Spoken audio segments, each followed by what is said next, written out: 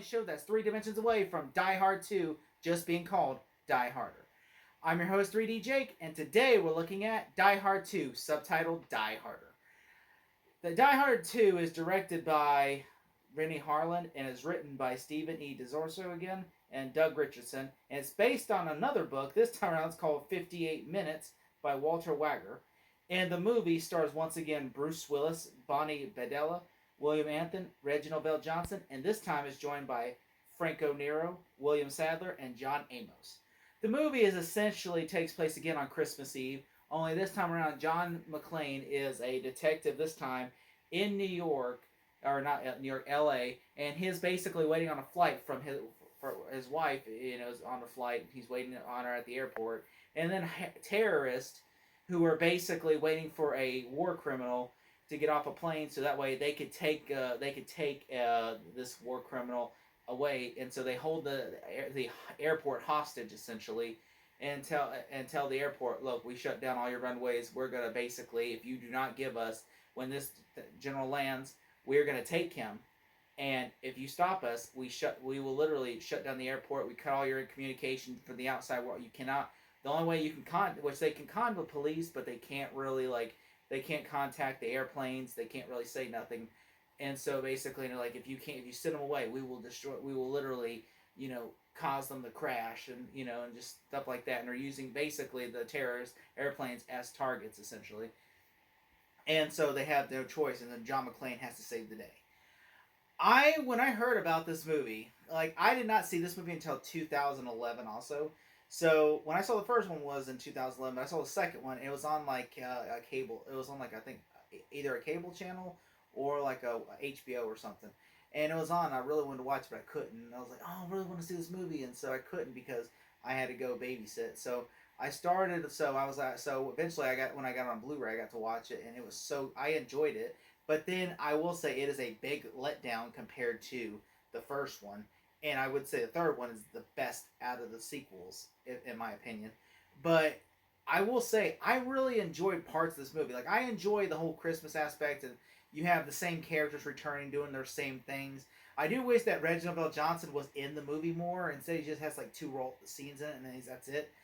I do think the villain of the movie, William Sadler, he's basically the new Hans Gruber. And Franco Nero, who is this war general, he basically is more of a supporting villain. He's who William Sadler works for, but really it's William Sadler the main villain of the movie. William Sadler is the one that holds the airport strips hostage, which he doesn't hold the airport hostage, he holds the runways hostage. And so basically, and he tells and they were able to sneak into the airport, and they cut all the communications and everything. And so basically they said, we are going to, and then we have communication to the plane. You don't. They tell the tower. And they said, so we could tell the planes. At one point, in retaliation, because they try to, to get a signal and talk to the planes and tell them that terrorists take it over, you need to go to another airport. Instead, what happens is they find out, and then of course they blow up the tower, this tower outside. And so they tell one of the planes to come in, and the plane comes in and crashes and kills everybody in the plane. And so they're like, if you mess with us again, we're not playing. We will do this again, and we will keep doing this again until all the planes are, unless you do our demands. And so that's what, and I think it's really messed up that, oh my God, someone can make a plane crash, and, there are things that are kind of turn your brain off moments in this movie, like how John McClane is able to, there's some moments in the movie where I'm like, okay, that would never happen. For instance, there's a scene where the general, is able to break free from his restraints because he's being communicated. The evil general is being basically transported on this airport with these 2 men, soldiers, and then he kills one by snapping his neck, and the other one holds him at gunpoint. And then of course the guy turns the plane, everything. They shoot him, and then the general gets shot. Messes up with the gunfire, messes up the plane. So now he's like, I need to make an emergency landing at this tower, and the terrorists turn on the runway, and so he ends up having to John McClane sneaks up on there at a gunpoint and then kills one of the terrorists as they come up upon him. And basically, they throw grenades. They couldn't get in the cockpit, so they just throw grenades through the window. And then, the grenades don't go off immediately at all. Instead, John McClane has enough time to get in a seatbelt, strap it up, and then on top of that, somehow there is an ejector seat. I don't know. Look, I don't know enough about planes to know if there's an ejector seat in a military cargo plane. But like he literally hits the ejector seat and ejects up, and as he's flying up in the air, the bomb goes, the grenades go off and makes the giant explosion. And I'm just thinking, well, first off, this explosion looks a lot more realistic than a lot of CGI explosions nowadays. The second thing I was thinking is this would never happen. This plane, he would be dead. John McClane would never even had time to buckle up because that thing's gonna went off. You know, and he can't get out of the cockpit because they put a like axe against the cockpit door, so he can't get out. I thought that was so unrealistic, especially they see him like up in the air and he said, "You're lucky, McClane." Like I'm just like, just shoot him at the air. You have guns going.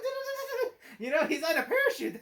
Just shoot at the parachute. If you really want to kill this man, I mean, this man's literally messing up your planes. Although there is, by the way, there is some great actors in this movie that play like some of the henchmen that would go on to play roles. Like Ben Urich from the Netflix Daredevil series is one of the henchmen in the movie. Is one of the henchmen in the movies that of William Sadler, and also Robert Patrick, who is in Terminator 2. This is before Terminator 2. He plays one of the henchmen that destroys the tower, and like, he even has one of the iconic lines where they're like, when the SWAT team is going, the airport SWAT team is going with them to like to try to help them fix the tower. Like the terrorist, like he said, "What are you doing?" He says, "What does it look like? Does this look like?" You know, he says some line where he's like, "What does this look like?" And then Robert Patrick goes, "Like a sitting duck," and then he shoots the guy in the head, and then they all started doing a shootout. And I thought that was so great. You know, which that was like, you know, which Robert Patrick has, like his whole scene is at that one airport scene. Like he gets killed by Bruce Willis a few minutes later, you know, because after they killed the whole SWAT team, and like Robert Patrick about to put a gun to this guy's head, and Bruce Willis comes in and shoots him dead. And you know, and I actually think that's pretty cool though. The movie has a lot of great action sequences in the movie. My issue with the movie though in at hand is it feels too much like sometimes it's over like realistic. Like for instance, there is like at the end of the third act when he cuts the plane fuel and then lights the thing up. One is he should be on fire too because it's gasoline he's laying in. And the second thing is it blows up. It's able to like the plane takes off. The gas is able to hit the plane, get to the plane, blow it up. And then another thing that I'm like, okay, that would never happen is the planes are able to land. Like they say, oh, there's fire from an explosion. They able to land. I'm like, didn't a few minutes ago they had this like another plane crash, the first plane crash? Shouldn't they be able to see the fire from the first plane crash, the one the terrorists made land crash into the runway? Wouldn't that been like, hey, look, there's a plane crash, we should land?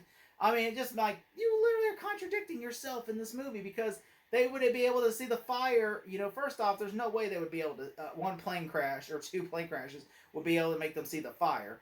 The second thing I thought was BS is like, okay, like there are some things I'm like, okay, they're like by a jet engine, they would be sucked in. I don't care who you are, if you're John McClane or not. You know, and I do like that there are some things. I know it feels like I'm dogging on this movie. There are things I do like. I do like the terrorist. At the beginning of the movie, when William Sadler is doing like, you know, I think Taekwondo or Jiu-Jitsu naked, and he's watching like about like, because William Sadler, you find in his backstory that he was a general, and he basically was like, and how he's a traitor to the country because he wants to help this other general who he likes escape, and they're basically going to retire, you know, like they're going to take him to a sovereign country or something.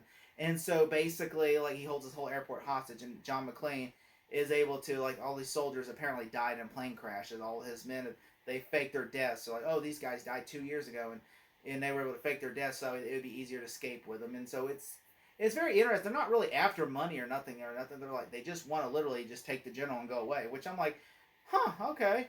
You know, I do like the fact that, and I do like the fact that there's a great shootout sequence at the church where basically it turns out they send because they call another SWAT team in, like another team of soldiers, and played by John Amos leads them, and there's a giant shootout in this church, and it turns out it's all part of an act because John Amos is in cahoots because they worked together, like they were soldiers together. And so he basically, in which they play early in the movie, like, oh yeah, I knew him, I trained him, you know. And so it's kind of, if you think about Paul Blart Mall Cop, it's kind of like Paul Blart Mall Cop stole the twist from this movie. Like literally, it's just like how the SWAT commander and the terrorists were in cahoots together. That literally is what happens in this movie, where it's like John Amos's character and the general, and the William Sadler's character, they're in cahoots because they want to, you know, they literally And like one of the soldiers, it kind of, and there's breadcrumbs throughout the movie where one soldier goes, "Yeah, there was supposed to be one guy that was supposed to be here, but they sent me instead because he got the flu or something." And so what happens, and then later on when they like, when they're in the van after the shootout, they're like, "Man, I wish I would have been with you, at, at this, I think Guyana or something like that." And then he goes, "Yeah, I wish too." And then he slit his throat as they're all watching because they're all dirty except for that guy. He was the only clean one, so they slit his throat. And and that's when you're like, oh, he's a terrorist too. He's one of the bad guys. And I thought that was a great twist. I was like, all right. And Bruce Willis figures it all out because they use blanks to shoot in the shootout. Bruce Willis is the only one who uses real guns. They all use blanks, and Bruce Willis, they don't realize because the blue clips are blue and the red clips are for dead. I mean, that's real live ammunition. And you see later on, because after Bruce Willis chased them in a shootout, they switch their mags to red, and they're trying to kill Bruce Willis. Which, again, that's an unrealistic scene because it just blows up and Bruce Willis is fine. He jumps off. I'm like, okay, whatever. But I do like, there are things I do like. I like how also William Anthony's character, who is the sleazy reporter from the first movie, he's literally trying to, he finds out all about this, from a radio, because he overhears something on a radio about they're talking, because they use, literally, old, what's it called? When you push the buttons, Morse code.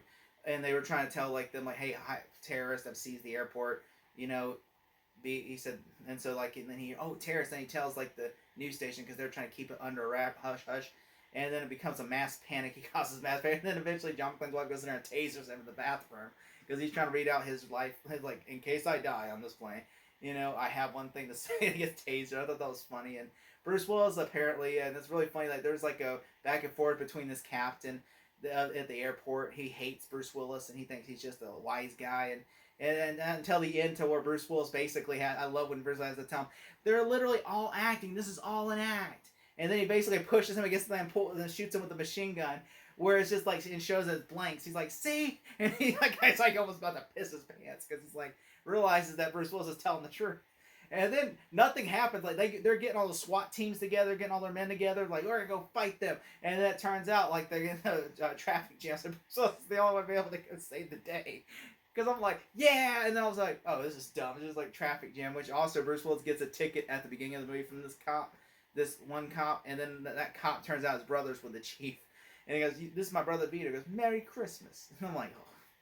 But I thought that was great. I mean, it was a fun movie. It's a fun movie to watch. Is it the best Die Hard movie? No. And is it the worst? Absolutely not. I would say the fifth one is the worst out of all of them. But I would say, A Good Day Die Hard is the worst one. This one, I would say it's not the worst, but it's not the best either. I would say it's somewhere in between. I would probably say I'd watch this one over Die Hard 5 and maybe over Live Free or Die Hard. Maybe. I mean, I enjoy this one a little bit more than Live Free or Die Hard, but I still enjoy it. I still enjoy Live Free or Die Hard. So you know what? But I do really like this movie. If I had to give this movie a grade, I would probably give it a solid B. Thank you so much. This is just the beginning. On July 4th, Die Harder. Bruce Willis, Die Hard 2.